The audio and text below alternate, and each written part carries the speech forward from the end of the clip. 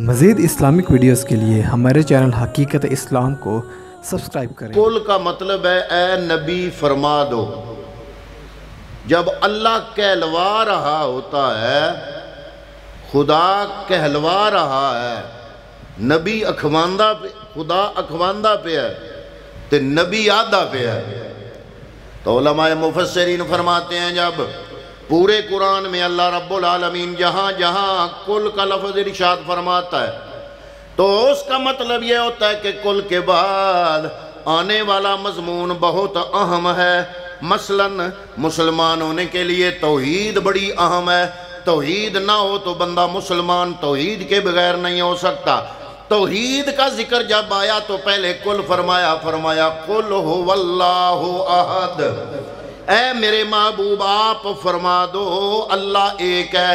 اللہ کی توحید کے بعد اہم ترین مضمون اپنے پیارے محبوب کریم صلی اللہ علیہ وسلم کی رسالت اور حضور کی اطاعت ہے۔ وہاں پر بھی پہلے کل فرمایا قل ان کنتم تحبون اللہ فاتبعونی یحببکم اللہ، اے میرے محبوب فرما دو اگر تم اللہ سے محبت کرنا چاہتے ہو، اگر اللہ کرنا چاہتے ہو، اللہ سے محبت کرنا چاہتے ہو، اے نبی ان کو فرما دو، طریقہ میں بتاتا ہوں ان کو فرما دو۔ یا اللہ کیا فرماؤں؟ فرمایا ان کنتم تحبون اللہ فاتبعونی یحببکم اللہ، اگر تم واقعی اللہ سے محبت کرنا چاہتے ہو آپ فرما دو تیرے غلام بن جائیں۔ جب تیری ادائیں ان میں مجھے نظر آئیں گی، انہوں نے رب سے محبت کی نہ کی، اللہ خود ان سے محبت فرمائے گا۔ توحید ضروری مضمون تھا، پہلے کل فرمایا پھر توحید بیان کی۔ رسالت ضروری مضمون تھا، پہلے کل فرمایا پھر رسالت کو بیان فرمایا۔ حضرات محترم، توحید اور رسالت کے بعد اہم ترین مضمون بندہ مومن کے ایمان کے لیے جن کی محبت ضروری ہے، جو آیا مبارکہ پڑھی، اس آیا مبارکہ میں ان نفوس قدسیہ کی صرف محبت نہیں مانگی، مودت مانگی ہے۔ ایک ہوتی ہے محبت، ایک ہوتی ہے مودت۔ حضرات محترم، بطخ کو پانی سے محبت ہے، لیکن اگر بطخ کو پانی سے جدا بھی کر دیا جائے، بطخ بغیر پانی کے بھی زندہ رہ سکتی ہے۔ آپ نے اپنے گھروں میں بطخیں رکھی ہوئی ہیں، ایک تعلق ہے پانی کا بطخ کے ساتھ، پانی کا بطخ کے ساتھ جو تعلق ہے وہ محبت کا تعلق ہے، اور ایک تعلق ہے مچھلی کا پانی کے ساتھ۔ اگر مچھلی کو پانی سے جدا کرو گے مچھلی مر جائے گی، اور مچھلی کا پانی سے جو تعلق ہے وہ محبت کا تعلق نہیں ہے، مودت کا تعلق ہے۔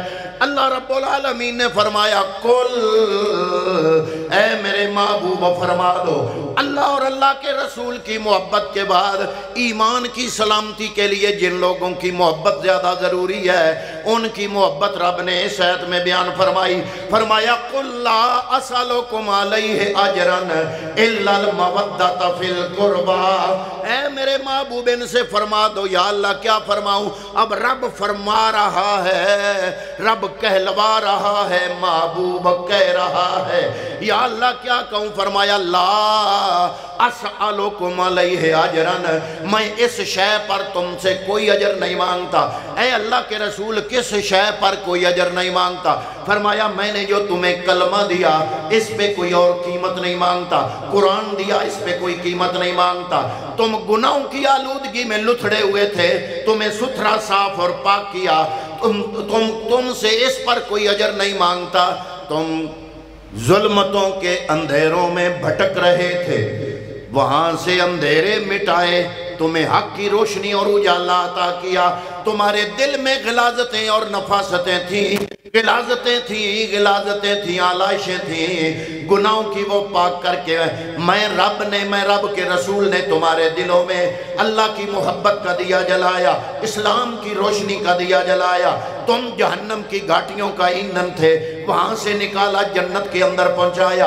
اے میرا کلمہ پڑھنے والوں، میں نے بڑا کام کیا، تم جہنمی تھے جنتی بنایا، خدا سے دور تھے خدا کے قریب لایا، خدا کا عرفان دیا، بے ایمان تھے ایمان دیا، بے دین تھے تمہیں دین دیا، تمہیں کلمے کی دولت عطا کی، اللہ کا قرآن رب کا عرفان دیا، میں اس پہ بدلہ مانگتا ہوں، میں اس پہ قیمت مانگتا ہوں۔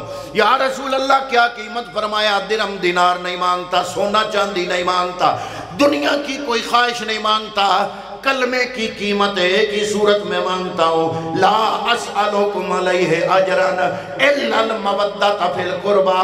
کلمے قرآن دین ایمان کی قیمت یہ ہے کہ مجھ محمد کے آل بیت سے محبت کرنا، سبحان اللہ، مجھ محمد مصطفیٰ کے آل بیت سے محبت کرنا۔ کچھ لوگوں نے سمجھا ہے کہ محمد عربی کے آل بیت سے محبت ایک خاص طبقے کے لیے ہے، ایک خاص فرقے، ایک خاص جماعت کے لیے ہے۔ میں کہتا ہوں نا، محبت اہل بیت کسی فرقے کی علامت نہیں ہے، بلکہ محبت اہل بیت مسلمان کے ایمان کی علامت ہے۔ اتنے تک کوئی بندہ مسلمان نہیں ہو سکتا جتنے تک مصطفیٰ کریم کی اہل بیت سے محبت نہ کرتا ہو۔ محبت اہل بیت حاصل ہوگی تو ایمان نصیب ہوگا۔ حضرت ابو ذر رضی اللہ تعالیٰ عنہ آپ فرماتے ہیں کعبے کی چوکھٹ کو پکڑ کے فرمایا، میرے نبی کے صحابی نے حضور نبی کریم صلی اللہ علیہ وآلہ وسلم کے غلام نے فرمایا کہ پیغمبر اکرم صلی اللہ علیہ وسلم نے ارشاد فرمایا، اے لوگو اگر چاہتے ہو ایمان کی سلامتی تو مجھ محمد مصطفیٰ سے محبت کرو، میری آل سے محبت کرو۔ اگر تمہارے دل میں میری آل کی محبت پیدا نہیں ہوئی، حضرت ابو ذر فرماتے ہیں اس پوری زمین پر جو مقدس اور متبرک جگہ ہے وہ مقام ابراہیم سے لے کر حجر اسود تک خانہ کعبے کے اندر موجودہ امام کعبہ وہاں کھڑا ہوتا ہے، یعنی حجر اسود سے لے کر مقام ابراہیم تک وہ جو درمیان میں جگہ ہے بڑی بابرکت ہے۔ حضرت ابو ذر فرماتے ہیں کہ میرے نبی نے فرمایا اگر کوئی حجر اسود اور مقام ابراہیم کے درمیان ساری زندگی عبادت کرتا رہے، دن کو روزہ رکھے، رات کو ساری رات عبادت کرے اور میری آل کی دل میں محبت نہ ہو، وہ بندہ سیدھا جہنمی ہے۔ کیا کہہ دیا؟ میں نے کہا ہاں صحابی رسول نے کہا۔ اگر صحابہ کو نبی کے آل بیت سے پیار نہ ہوتا، نفرت نہ ہوتی تو یہ روایتیں صحابہ کرام بیان کبھی بھی نہ کرتے۔ صحابی رسول روایت کرتے ہیں کہ پیغمبر اکرم صلی اللہ علیہ وآلہ وسلم نے فرمایا کہ مقام ابراہیم اور حجر اسود کے درمیان عبادت کرنے والے کی عبادت اس کو جنت اتنے تک نہیں لے جا سکتی جتنے تک دل میں نبی کی آل بیت کی محبت نہ ہو جائے۔ جناب وہ سجدے، میں نے کہا یہ تمہیں کس نے کہا سجدے جنت میں لے جائیں گے؟ عبادت جنت میں لے جائیں، عبادت ضروری ہے، نماز فرض ہے، اس سے انکار نہیں ہے، لیکن حضور نبی کریم کی حدیث پاک ہے بڑی مشہور۔ حضور نبی کریم نے فرمایا کوئی بندہ بھی عمل کے ذریعے سے جنت نہیں جا سکتا ہے۔ یا رسول اللہ کیا آپ بھی؟ فرمایا ہاں میں بھی۔ یا رسول اللہ کیسے جنت جائے؟ فرمایا رب کی رحمت سے۔ جنت جانے کے لیے اعمال تھوڑے بھی ہوں، عقیدہ درست ہو تو بندہ جنتی ہے، جنت جا سکتا ہے، کیونکہ اعمال کم ہونے کمزور ہونے اللہ معاف کر دے گا، لیکن عقیدہ اس کے معاف کرے گا جس کا عقیدہ درست ہوگا۔ عقیدہ بنیاد ہے، عقیدہ بنیاد ہے، اور تمام مسلمانوں کے عقیدے کی بنیاد اللہ اور اللہ کے رسول کے بعد جو چیز سب سے زیادہ ضروری ہے وہ مصطفیٰ کریم کی آل بیت کی محبت ہے۔ اور اس آیہ مبارکہ میں اللہ نے محبت نہیں مانگی، محبت اور ہے، مودت اور ہے۔ اس آیہ مبارکہ میں میرے رب نے محبت نہیں مانگی، اہل بیت کی محبت نہیں مانگی، مطالبہ محبت کا نہیں، مطالبہ مودت کا ہے۔ جناب محبت اور مودت میں کیا فرق ہے؟ میں پہلے مثال بیان کر چکا ہوں، بطخ کی پانی کے ساتھ محبت ہے، لیکن اگر بطخ پانی کے بغیر بھی زندگی گزارنا چاہے تو گزار سکتی ہے۔ بطخ کا پانی کے ساتھ جو تعلق ہے وہ محبت کا تعلق ہے، اور مودت کیا ہے؟ فرمایا مچھلی کا پانی کے ساتھ جو تعلق ہے وہ مودت، وہ محبت نہیں ہے، وہ مودت ہے۔ مچھلی کو پانی سے نکالو گے تو مچھلی مر جائے گی۔ یہی تعلق ہے مومن کا آل بیت اطہار کے ساتھ۔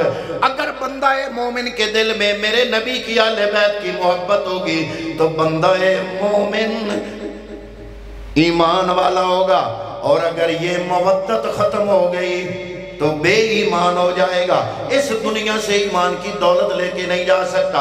حضرات محترم، میں جو بات آپ کی خدمت میں پیش کرنا چاہتا ہوں، مصطفیٰ کریم صلی اللہ تعالیٰ علیہ وسلم کے آل بیت اطہار میں سے جو سب سے اہم ہستی جب بھی محرم آتا ہے جن کی یاد ہر مسلمان کے دل میں تازہ ہو جاتی ہے، وہ ہیں جناب امام علی مقام امام حسین رضی اللہ تعالیٰ عنہ۔ کون حسین؟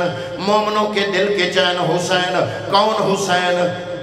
شہزادہ گلگو کبا حسین، راکب دوش مصطفیٰ حسین، جان فاطمہ الزہرا حسین، نور دیدہ حسن مجتبہ حسین۔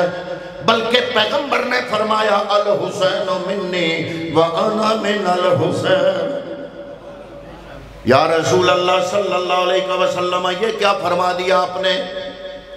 میں حسین سے، حسین مجھ سے، دوترے تو نانوں سے ہی ہوتے ہیں، ہر بندے کو سمجھ آ جاتی ہے کہ حسین آپ سے ہے، یہ بات تو سمجھ آ گئی۔ نانا دوترے سے کیسے؟ فرمایا جو کردار میرے نواسے نے کربلا میں پیش کیا وہ ہے شہادت۔ شہادت کوئی بھی وصف اتنے تک وصف نہیں بن سکتا جتنے تک سیرت مصطفیٰ میں ڈھل نہ جائے۔ یعنی میں یہ عرض کرنا چاہتا ہوں کہ دنیا میں کوئی وصف ہی نہیں ہو سکتا جتنے تک رب نے وہ وصف اپنے نبی کو نہ دیا ہو۔ آپ نے سنا ہوگا علماء سے، حسن یوسف دم عیسیٰ ید بیضاداری، آنچے خوباں ہما دارم تو تناداری۔ 1.25 لاکھ انبیاء کے اوصاف اللہ نے محمد عربی میں جمع کر دیے۔ دنیا کے اندر کوئی بھی وصف اتنے تک قابل تعریف نہیں ہے جتنے تک پیغمبر کو نہیں عطا کیا گیا۔ اب شہادت جو ہے یہ ایک وصف ہے، تو کیا نبی کو ملا؟ اگر نبی کو نہیں ملا تو لوگ کہہ سکتے ہیں کہ تمہارے نبی کو ہر وصف ملا، شہادت کا نہیں ملا۔ میں نے کہا نہیں، دنیا میں کوئی بھی وصف اتنے تک قابل تعریف نہیں ہو سکتا جتنے تک پیغمبر کو نہ ملا ہو۔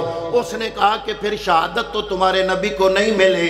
میں نے کہا ملی ہے۔ اس نے کہا کیسے؟ میں نے کہا میں تمہیں مثال دیتا ہوں۔ ہر عمل کا ایک نقطہ آغاز ہوتا ہے، ایک ہوتی ہے اس کی روح، ایک ہوتی ہے اس کی روح، اس کا وجود، اس کا جوہر۔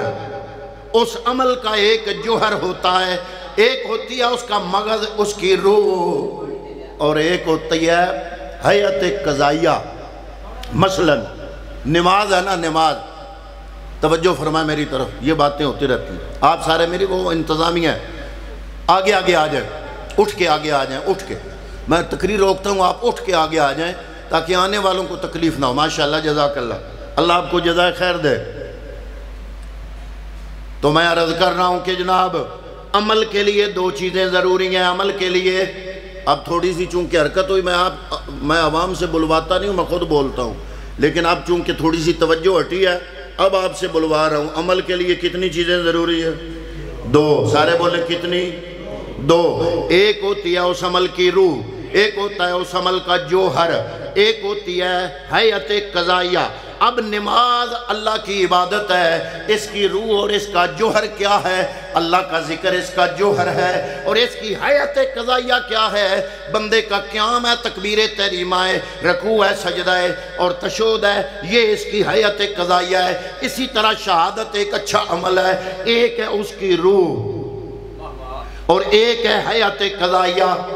جہاں تک روح اور جوہر کا تعلق ہے، پیغمبر اکرم صلی اللہ علیہ وسلم فرماتے ہیں، حضرت ابو ہریرہ روایت کرتے ہیں کہ نبی نے فرمایا، قسم ہے اس ذات کی جس کے قبضہ قدرت میں محمد کی جان ہے، میں چاہتا ہوں کہ میں اللہ کی راہ میں شہید کیا جاؤں، پھر زندہ ہو جاؤں، پھر شہید کیا جاؤں، پھر زندہ ہو جاؤں، پھر شہید کیا جاؤں، اسی طرح قیامت تک رہے۔ یہ ہے شدت کی خواہش اور یہ ہے شہادت کا اصل جوہر۔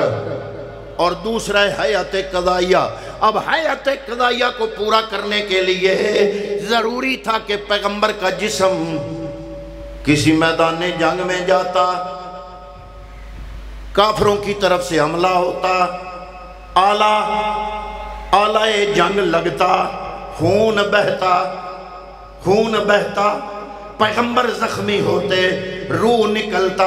یہ چار چیزیں حیات قضائیہ کو پورا کرنے کے لیے ضروری ہے۔ ضروری یہ تھا، لیکن اللہ نے قرآن میں فرمایا، ذرا میری طرف توجہ کرنا، ان جملوں کی طرف پڑھے لکھے حضرات۔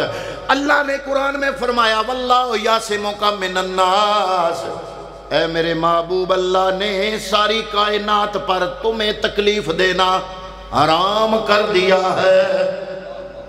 اب اگر دشمن کا آلہ لگتا، خون بہتا، روح نکلتا، پھر شہادت کا عمل مکمل ہونا تھا۔ میں نے ابتدا میں عرض کیا، کسی عمل کے مکمل ہونے کے لیے ایک ہوتا ہے اس کا روح اور جوہر، اور ایک ہوتی ہے حیات قضائیہ۔ شہادت کا بھی ایک روح اور جوہر ہے، ایک ہے حیات قضائیہ۔ شہادت کی روح اور جوہر تو کملی والے میں موجود ہے۔ جب غزوہ احد میں آپ کے دانت مبارک پر تیر لگا، چھوٹا سا ٹکڑا کٹ کے نیچے گرا، جس سے آقا نامدار کا وہ دانت پہلے سے بھی زیادہ حسین ہو گیا۔ وہ اتنا کام تو ہو گیا، اب چاہیے تھا حیات قضائیہ بھی ہو۔ اب ذرا میری طرف توجہ کرنا، حیات قضائیہ مکمل کرنے کے لیے ضروری تھا پیغمبر کا جسم زخمی ہوتا، روح نکلتا، خون نکلتا، پھر روح نکلتا، پھر جان آفریں کے سپرد ہوتی۔ لیکن اگر یہ کام ہوتا تو قرآن میں جو رب نے وعدہ کیا ہے کہ کائنات میں تمہیں کوئی گزند نہیں پہنچائے گا، وہ وعدہ پورا نہیں ہو سکنا تھا۔ اب ذرا توجہ کرنا، میری طرف دیکھنا۔ اب حیات قضائیہ کے لیے ضروری تھا پیغمبر کا جسم ہوتا، اس کو تکلیف ہوتی، زخمی ہوتا، خون نکلتا، روح نکلتا۔ حیات قضائیہ کے لیے یہ ضروری تھا جوہر اور روح تو پیغمبر میں شہادت کا موجود ہے۔ اب حیات قضائیہ کے لیے اگر پیغمبر کے جسم کو سامنے رکھا جائے تو اللہ کا وعدہ قرآن میں واللہ یعصمک من الناس وہ پورا ہوتا نظر نہیں آتا۔ اب ضروری تھا کہ شہادت بھی ملے، اور وہ وعدہ جو قرآن میں ہے کہ اللہ تعالیٰ ساری مخلوقات سے آپ کو محفوظ رکھے گا، وہ وعدہ بھی پورا ہو۔ تو کیسے ہو یہ کام؟ اس کے لیے ضروری تھا کوئی ایسا جسم ہو، کوئی ایسا جسم ہو جو نبی بھی نہ ہو لیکن نبی سے جدا بھی نہ ہو۔ نبی نہیں ہوگا تو واللہ یعصمک من الناس کا وعدہ پورا ہوگا، اور پیغمبر کو شہادت کا رتبہ دینے کے لیے یہ ضروری تھا کہ وہ جسم مصطفیٰ کا ٹکڑا ہوتا، وہ جسم میرے نبی کے جسم کا حصہ ہوتا۔ اس لیے رب نے فرمایا محبوب فکر کی ضرورت نہیں ہے، تجھے شہادت ملے گی، لیکن تیرے جسم کو محفوظ کرنے کا وعدہ میں رب قرآن میں کر چکا ہوں۔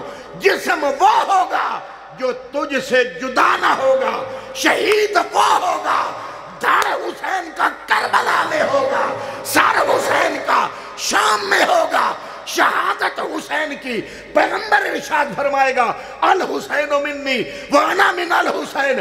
کربلا سے پہلے حسین مجھ سے تھا، کربلا کے بعد میں محمد حسین میں سے ہوں۔ سبحان اللہ، ماشاءاللہ۔ کربلا سے پہلے حسین مجھ سے تھا، کربلا کے بعد میں نبی حسین میں سے ہوں۔ لیکن افسوس آج کل ہم نے یا 6 سالہ حسین یاد رکھا یا 52 سالہ میدان کرب و بلا میں یاد رکھا۔ 52 ایئرز جو درمیان میں تھے وہ بھول گئے کہ حسین کا لڑکپن کیسا تھا۔ آج ہم نے وہ بچپن والا حسین، دودھ پیتا حسین، مصطفیٰ سجدے میں جائیں تو پشت انور پہ سوار ہونے والا حسین۔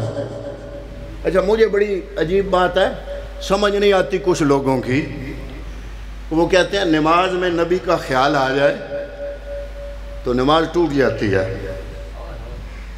نماز میں نبی کا خیال آ جائے تو نماز، بولیے نماز، ہمارا نظریہ نہیں ہے، کچھ لوگوں کا ہے کہ نماز میں نبی کا خیال آ جائے تو نماز ٹوٹ جاتی ہے۔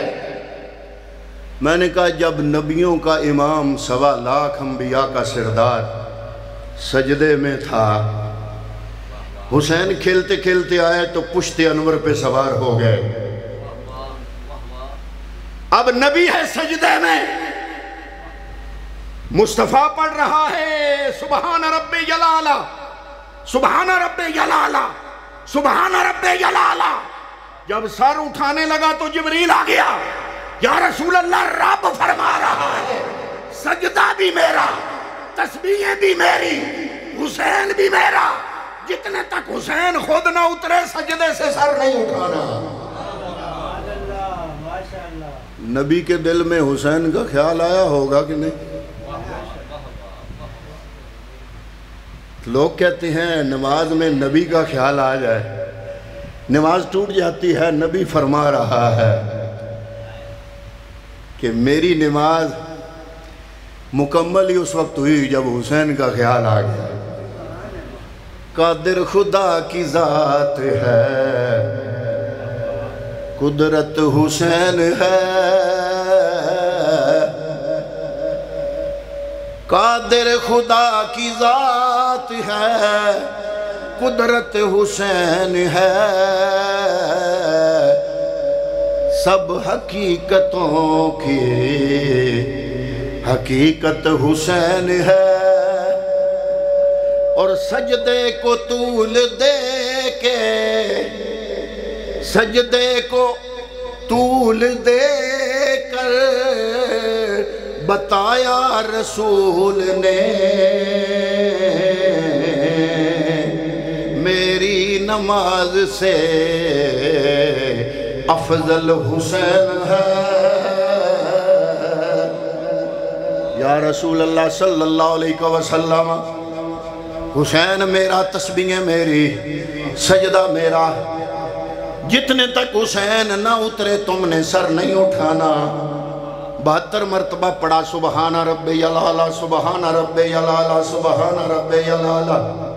حسین اترے، حسین اترے، نبی نے نماز مکمل کی، پیچھے ساری امت نماز پڑھ رہی ہے۔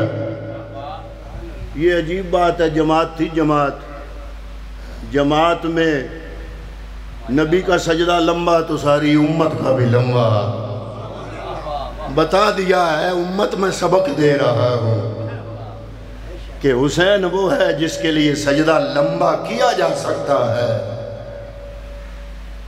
72 مرتبہ پڑھا، پھر سلام پھیرا، نماز مکمل کر کے 4 رکعتیں جو تھی پڑھ کے سلام پھیرا، حسین کو جھولی میں بٹھایا، فرمایا اے میرے لاڈلے آج سجدہ لمبا کرا دیا۔ ہاتھ جوڑ کے حسین نانا کی خدمت میں عرض کرتے ہیں، نانا جان کتنی تسبیحیں پڑھی؟ فرمایا 72۔ فرمایا عرض کیا نانا جان یہ میرا مقام ناز ہے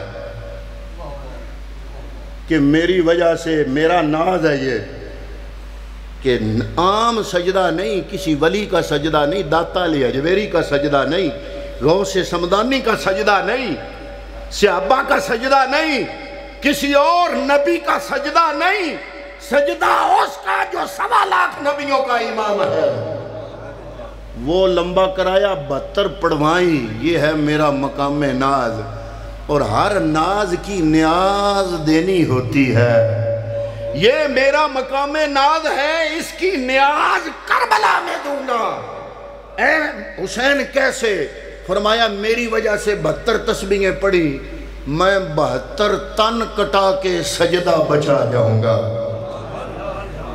میں 72 تن کٹا دوں گا، یہ سجدہ بچا جاؤں گا۔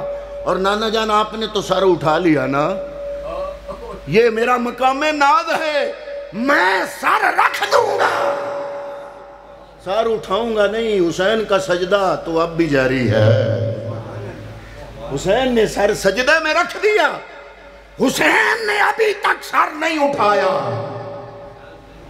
وہ دو ہستیاں انہوں نے یہ راز بیان کیا، ایک میرے پیر و مرشد چشتیہ سلسلے کے شہنشاہ، پیر سیال کے مرشد، بابا فرید کے مرشد، نظام الدین اولیاء کے مرشد، پورے چشتیہ سلسلے کا بادشاہ، نام ہے معین الدین چشتی اجمیری۔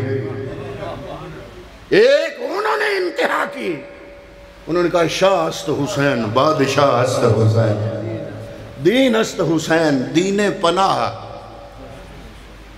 میں نے ایک اشتہار لکھا اپنی مسجد میں پروگرام کرانے کے لیے، دین است حسین۔ کسی بندے نے کہا کہ یہ دین حسین ہے؟ میں نے کہا ہاں ہاں، کربلا سے پہلے میرا اسلام محمد ہی تھا، کربلا کے بعد قیامت تک سچا اسلام وہی ہے جو حسینی ہے۔ کربلا کے بعد میرا اسلام حسینی ہے۔ فرمایا دین است حسین، دین پناہ است حسین، سر داد نہ داد، دست در دست یزید، حقہ کے بنائے لا الہ۔ یہ بڑا قابل غور ہے۔ اب لا کا معنی ہے نہیں، الہ کا معنی ہے معبود، نفی ہے نفی۔ معین الدین نے کہا کہ لا الہ، بنائے لا الہ، بنائے لا الہ، لا الہ ذکر نہیں ہے، لا الہ اللہ اس میں نہیں ہے، اللہ آگے ہے۔ لا الہ کا معنی ہے کوئی معبود نہیں، لا میں نے نہیں، الہ میں نے معبود، کوئی عبادت کے لائق نہیں۔ معین الدین نے کہا اسی نئی کی جان حسین ہے۔ سجدے میں سر کٹا کے بتا دیا حسین نے، اقرار بھی کمال تھا، انکار بھی کمال ہے۔ سجدے میں سر نیچے رکھا، رب کے سامنے اقرار ہے، یزید کے سامنے انکار ہے۔ اور یہی بات ڈاکٹر اقبال